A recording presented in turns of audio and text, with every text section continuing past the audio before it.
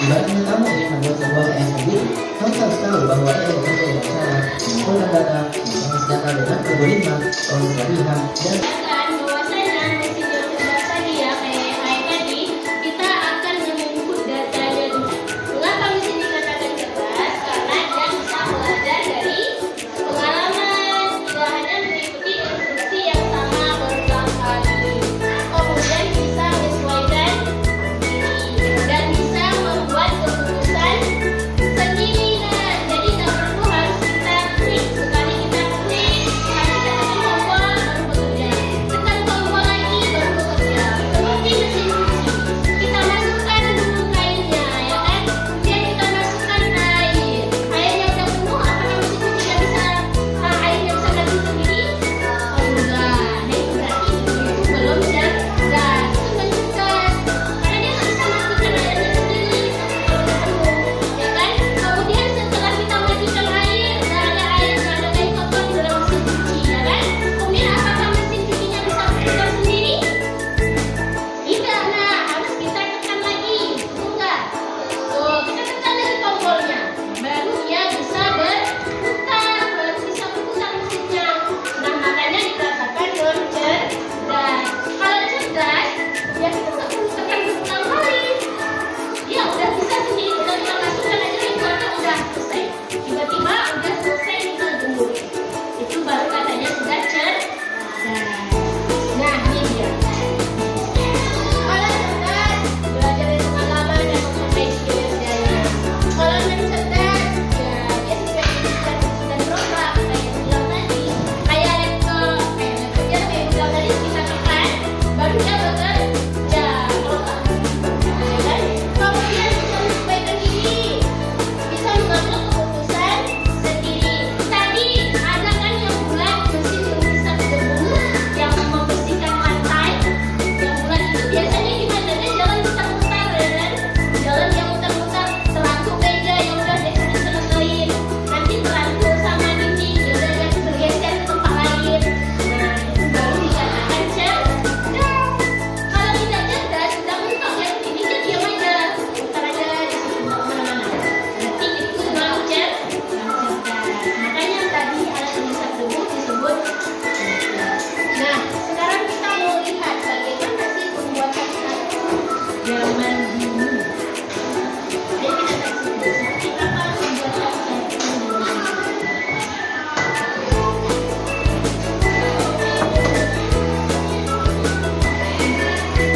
Kami kira masih bagaimanakah para animator zaman dulu membuat animasi atau kartun. Nah, jadi gini bro, pembuatan kartun zaman dulu melibatkan proses yang jauh lebih rumit dan terbatas jika dibandingkan dengan teknologi yang tersedia saat ini. Lebih baik menggunakan pensil dan kertas untuk membuat storyboard dan sketsa awal. Selanjutnya yaitu penggunaan teknik slide animation, di mana setiap karakter akan digambar pada sebuah plastik transparan yang nantinya akan disatukan untuk membuat satu adegan. Setiap karakter digambar.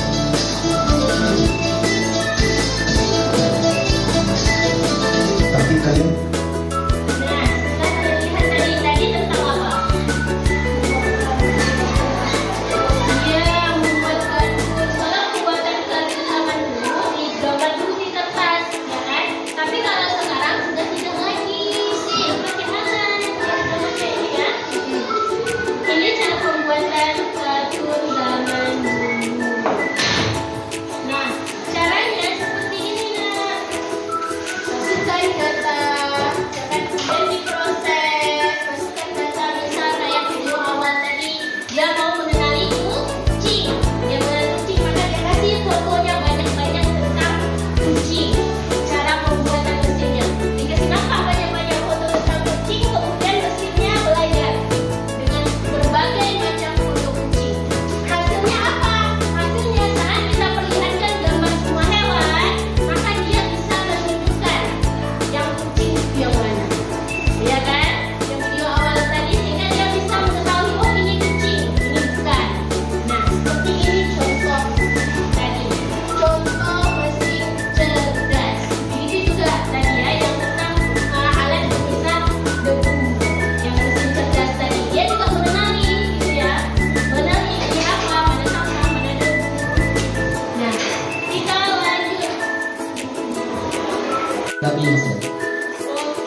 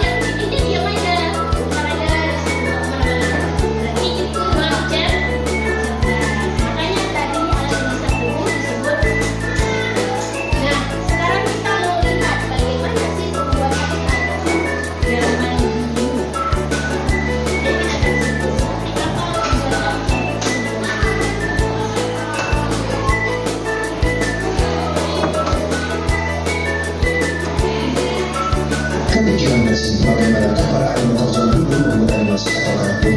Nah, jadi gini baik, pembuatan kartun zaman dulu melibatkan proses yang jauh lebih rumit dan terbatas jika dibandingkan dengan teknologinya tersedia saat ini. Dimulai dengan menggunakan pensil dan kertas untuk membuat storyboard dan sketsa awal. Selanjutnya yaitu penggunaan teknik cel animation, di mana setiap karakter akan digambar pada sebuah plastik transparan yang nantinya akan disatukan untuk membuat satu adegan.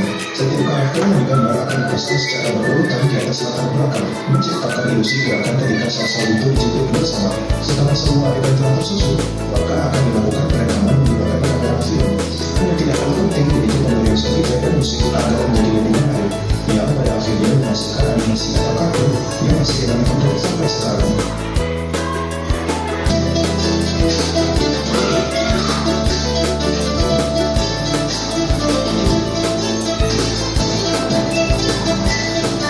Tapi kalian Nah, kita melihat dari tadi tentang apa?